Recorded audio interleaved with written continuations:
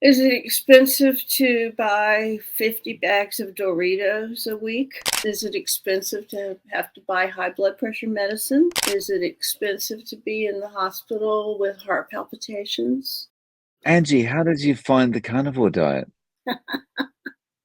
David, it was a long, arduous journey. I was always a fat kid. And my mom was always on a diet too. She went on diets all the time and found diets and did diet pills when I was younger.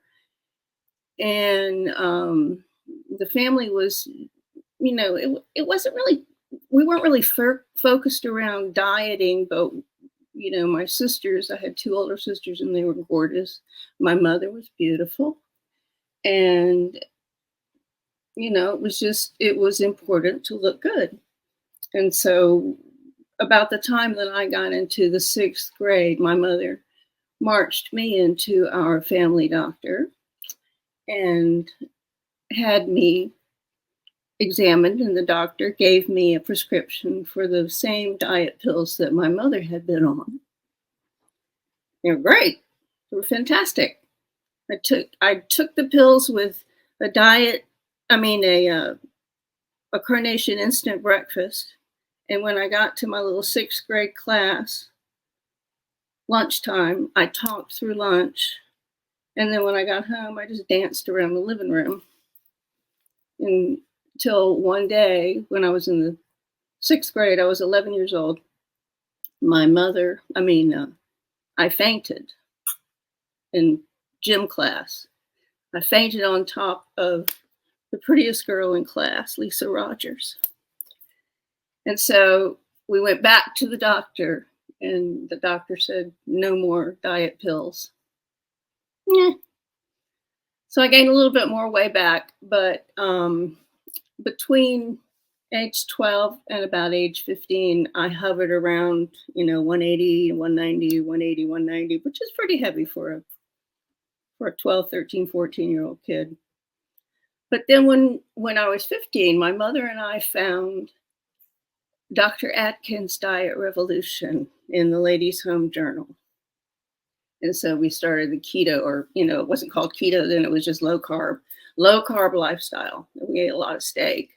My parents actually had a steakhouse restaurant, and my dad's specialty was,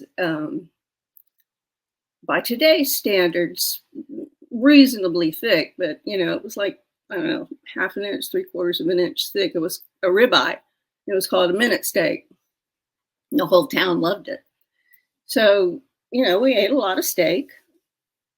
And, of course, we always had potatoes and salad with it, because most of our meals were at the restaurant, since that's, where we ate. But up and down, yo-yo dieting all through high school, up and down, always looking pretty okay. And I was pretty active in school. I was always into dramatics. I was always on stage. I was voted wittiest in my senior class. Good grief, 100 years ago. But when I got to be in about 24 years old, I went to beauty school in between all of this, and I became a hairstylist. But I moved from Florida at age 24 to New York City to become an actress. And I stayed there for about 8 months. But the whole time I was there, everybody was on the Scarsdale diet, which was basically a low-calorie diet. And so everywhere around town, there were signs saying, Scarsdale lunch available here, Scarsdale breakfast available here. And I was always on the Atkins diet myself. So I knew that I could eat, whatever they had in this restaurant that was on Scarsdale or whatever. So it was a very diet-friendly town.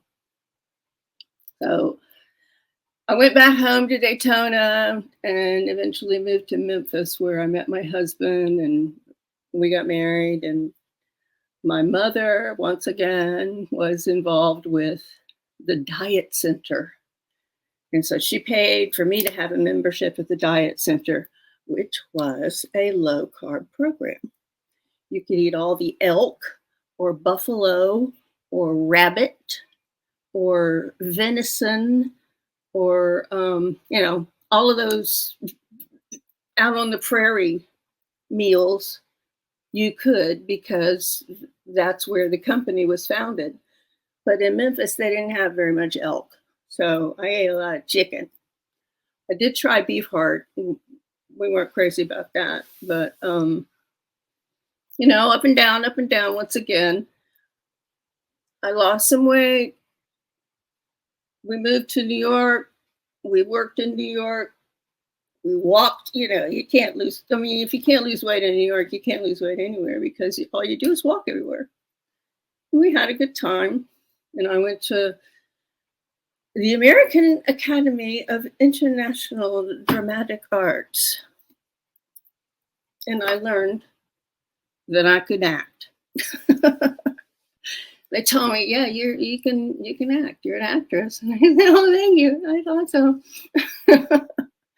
But then we moved to Atlanta, and we started our family there. We moved to Indianapolis, and we had another baby, and then we moved to Florida. I'm a native of Daytona Beach, Florida. And when we moved from Indianapolis, we moved to Palm Coast, Florida, which is a half an hour north of Daytona Beach, and a half an hour south of St. Augustine on the East Coast. And we've been here since 1992. We had one more son. We've got 3 kids, 3 sons. My husband the other day was uploading some videos from I think it was right after our 3rd son was born. We were in an old house of ours. My mother was still living. She was in the video, and I was in the video. We were cooking, da da da da da. And this video, it's like I'm as white as the stove. You can't see the stove. I'm standing in front of the stove, and you can't see the stove. Okay, well, we're going to have to do something about that. In 2007, I was eligible for gastric bypass surgery. And so I had the surgery in 2007. My weight at that time was 301. That was my highest weight. The day of surgery, it was like 297, because, you have to lose weight before surgery. So after the gastric bypass, which was a Roux-en-Y procedure, which is pretty drastic. I don't think they do it that much anymore. They usually do what's called a gastric sleeve, but this was a Roux-en-Y. And after that procedure, I lost down to about 160. That was 2007. So from 2007 to 2009, I lost down to 160. And I was pretty comfortable with that. But I also had a little bit of an alcohol problem. And when you have no stomach for it to go through, it goes through real fast. And so I don't know what happens, but you get real loaded real fast.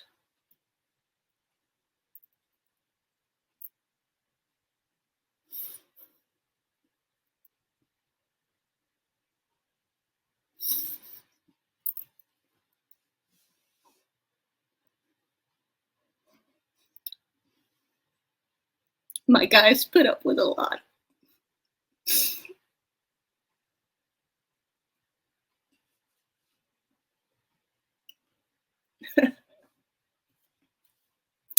My middle son was 18 at the time that this incident happened. I have no idea what year it was. He's 30 now, so I was driving and I saw him in the driveway, and I had been home. I had been coming home from a play rehearsal in Daytona Beach. I do a lot of community theater in Daytona, and so I was coming home from this rehearsal. Of course, I had been drinking, and I saw him in the driveway. And I didn't want to get out of the car because I knew he would have something to say about me drinking. So I drove around the corner. Well, he gets his little butt, his little 18-year-old butt in the car and follows me around and calls the police. So I was told to follow the finger with my eyes, walk with my feet. And one more test. Put your hands behind your back. And they carted me off for a DWI. I still didn't learn my lesson. I mean, it was about, oh gosh, it was a long time before I stopped. But my husband finally, by the grace of God, found a good doctor who found a good medication for me. And now I've been sober for 5 years. And even I think that doing carnivore has kind of cemented the will that I have that has happened that has made me not want to drink. I started carnivore last year, August 9th, 2022. I had gained, oh my gosh, gummy bears were always with me. So I had gained up to 189.4, so 190. This was, like I said, August 9th, 2022. And I started after we had been listening to Dr. Berg, and then I listened to Dr. Berry. This makes so much. I think I'm going to do this. We've been keto for 100 years, but I really liked the keto snacks. I really could not, a cup of coffee, a keto muffin is.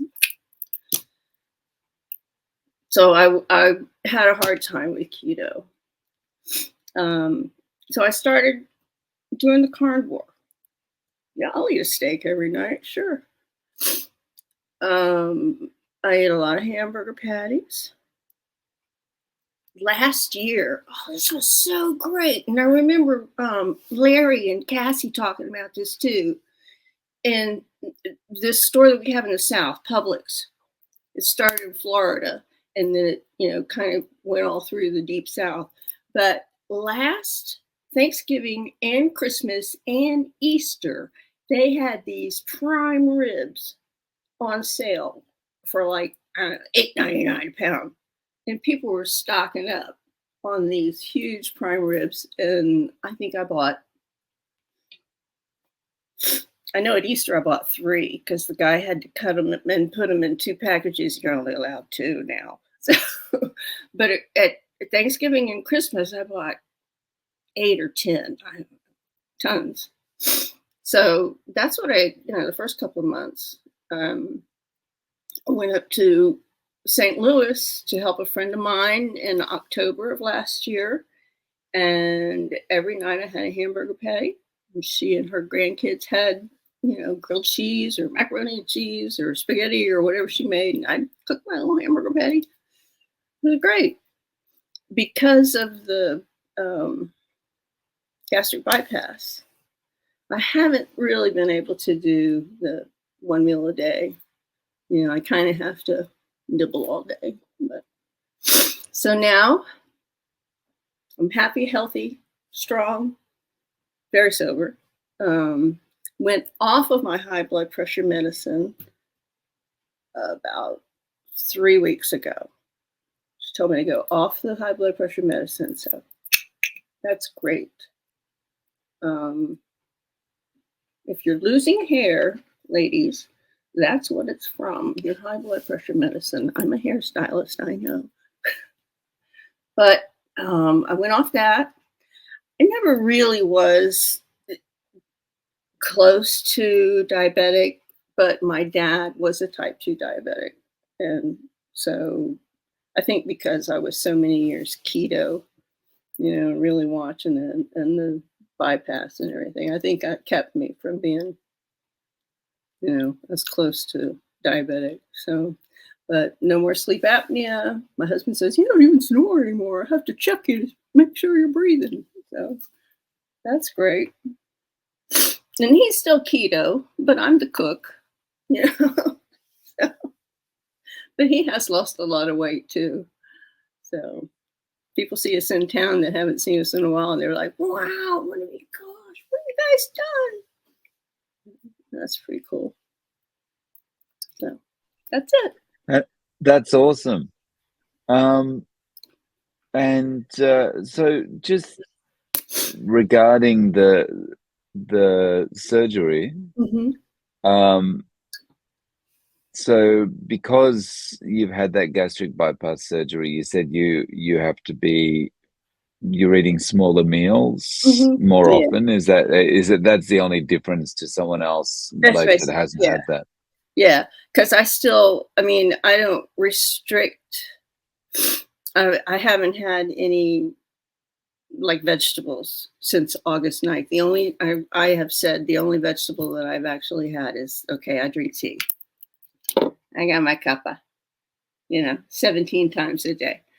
But I'm Italian. I can't stop cooking with onions for my husband, since he's keto. But I just fish around that stuff. But I usually don't put it, like if I'm making a pot roast or something, I don't put it in there anymore. I'll just sprinkle a little garlic on it. But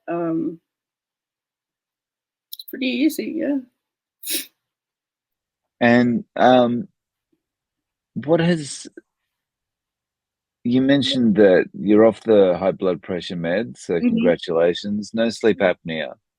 Um, what has changed as far as, well, has anything changed in your resolve about alcohol or anything like that in the time since you started Carnivore, Hmm.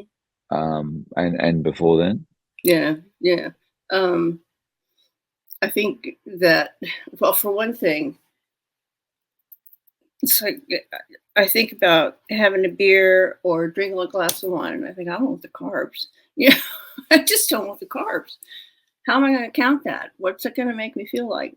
But um, previous to last year, I had been sober. Um, I hadn't had. I mean, I'm not going to say that I didn't have anything from 2019 to 2022 because there was a time that I had a cocktail with a friend. Okay, so I had one drink. So I can't say, that I've been specifically, but I don't drink. But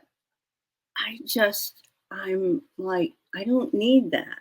I don't want that. I don't want that level of frustration for me, frustration for my family, frustration for my body. My body feels so much better now that I'm not putting that crap into it.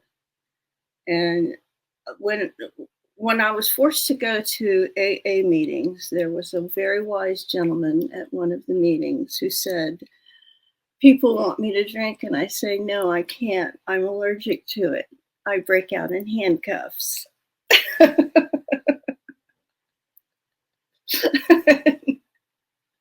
Yeah, it just cracked me up.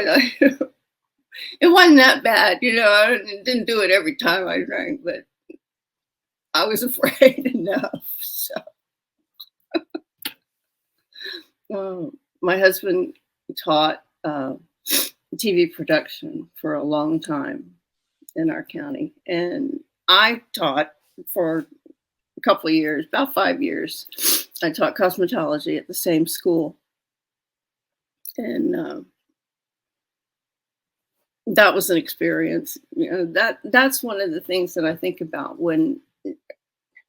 with this carnivore thing, I wish I could get up on a mountain or somehow get to these young girls, the girls who are suffering with PCOS or are just overeating because of some other reason. My thing was, I don't know what my thing was. I just ate. I like to eat. I didn't have PCOS, but I knew my way around a biscuit, is what they say down here. I knew how to put away a plate of chicken and dumplings. But I wish I could, because I saw girls that I taught in my cosmetology program, and you can't say anything to them. Back then I didn't know anything about this miracle way of life, but you can't even say anything to them. Somebody would say, discrimination, which I guess is true. But I wish that this is something that they could teach in their phys ed and their health classes, instead of what they're telling them or what they're serving them in the high school. They're serving them the nutritional guidelines that are bread and chicken nuggets and French fries and some, I don't know, sugary tea and coleslaw, something like that. It's some ridiculous meal. They did the same thing in the hospitals and the nursing homes. My sister was in a care facility just recently, and the things that they were serving is like fried fish with rice. This is great. Fried fish that's been baked. Some crap on it. And rice. And, well, a sugary fruit cup. Right. The places, hospitals, daycare centers, all this kind of thing, where people are supposed to be getting healthier, and there's literally giving them stuff that is going to keep them there. Keep them there. In the schools as well. The kids are at a time where they're developing and things are changing in their bodies so much, and we're like, hey, have this poison to go along with all the other problems you're dealing with right now. Yeah. They end up that becomes their life. They're stuck with that.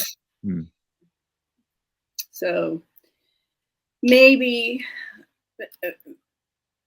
somehow, doing this, we can get to the people that it needs to get to, the people that need to have a little bit of reassurance that they can change their lives.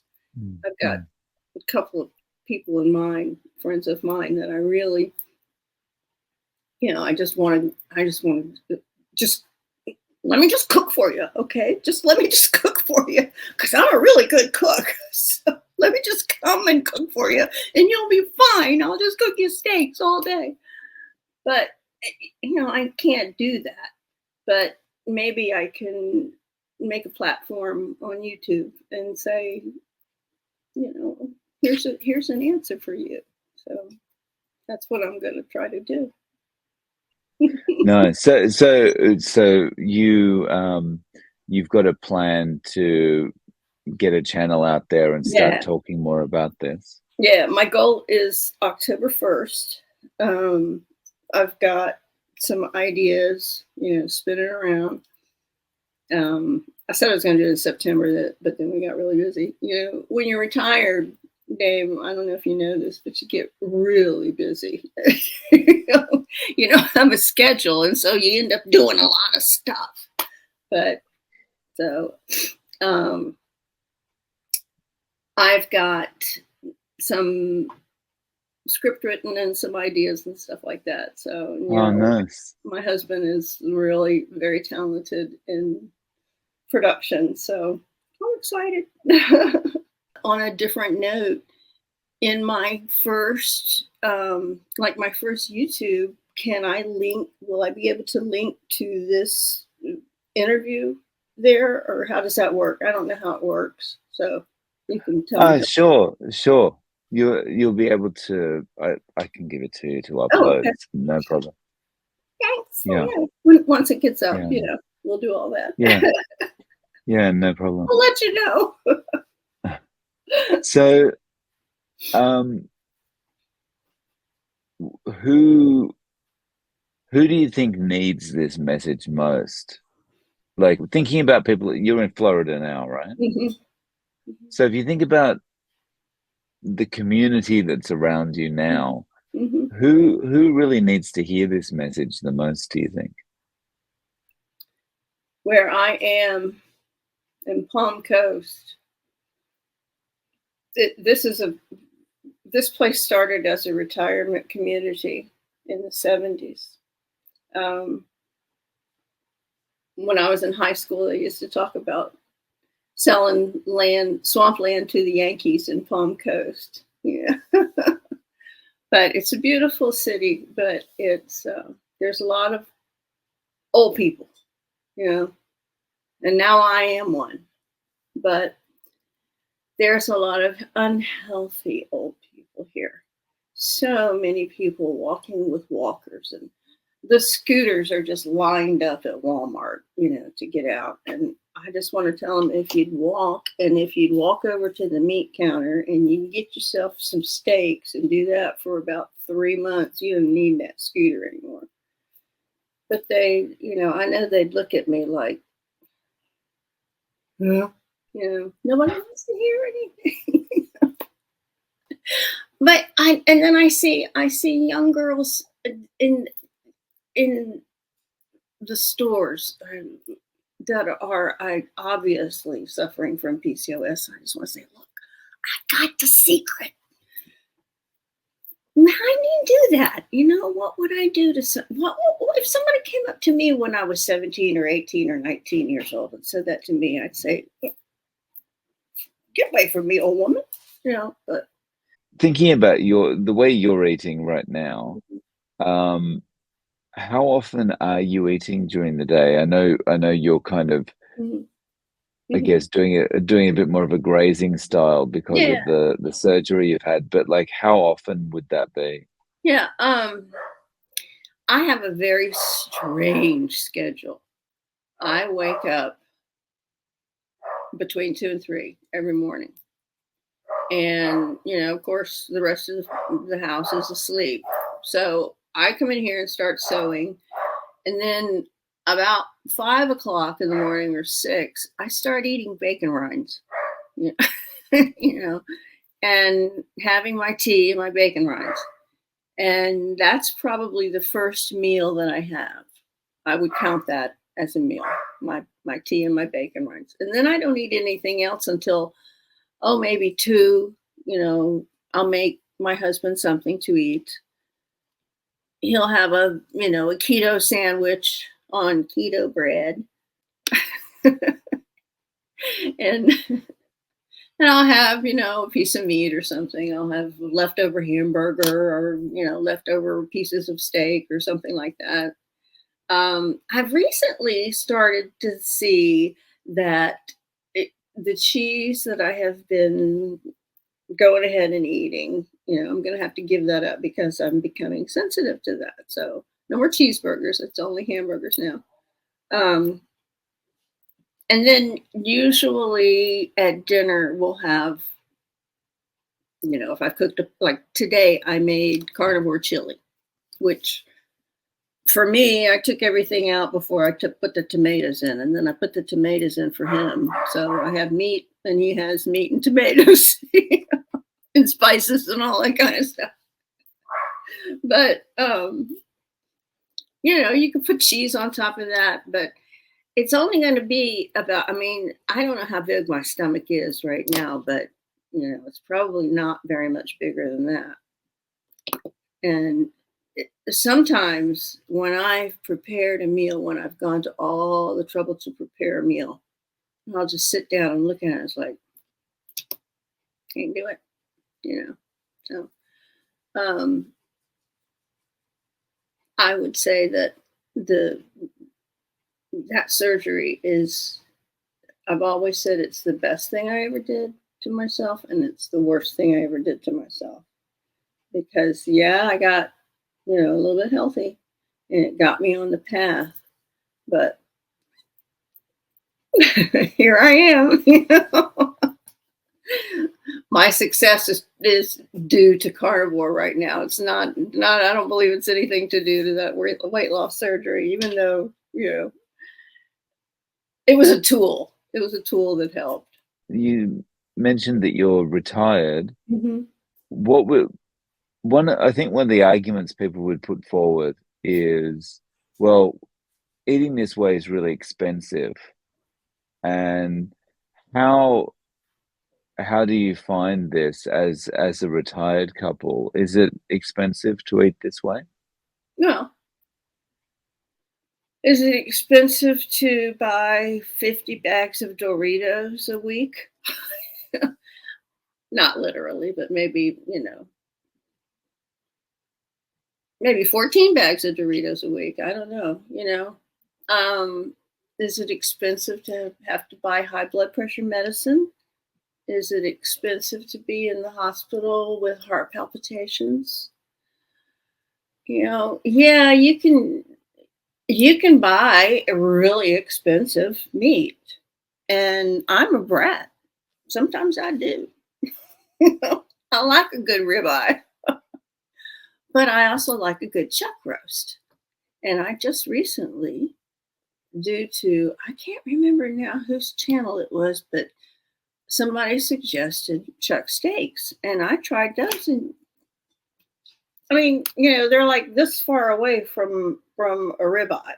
A chuck roast is, like literally right a slice away from a ribeye. So it's naturally going to be a pretty good steak, but they're not nearly as expensive. Once in a while I have chicken livers, and I made a really good chicken soup last week, and then I put the noodles from Chris Cooking Nashville. I made his fettuccine and put that in there. It was just stewed chicken off the bone with those noodles. Oh, yeah. It was so good. It was really, really good. So it was just a little bit of salt, and that's all it was. So this is it for you, right? There's no going back. Mm-mm. No going back. Why didn't I do this when I was 27? Why didn't I know this when I was 27? I feel remarkable. I feel so great. I have a lot of energy. I feel so good that I just want to tell everybody. I really do. And there's a couple of my friends who actually have started. One lady moved away that I knew from church, and she moved away, and she saw me on Facebook, and she started it. So we messaged each other a couple of times. So it's great. Oh, that's nice. Yeah. Oh, excellent. So, yeah, this is it. I'm not going back. Nice. So, Anji, thank you so much for joining us today and for sharing your story. Thank you, Dave. Thank you. Thank you so much for having me. I've just been enjoying this so much.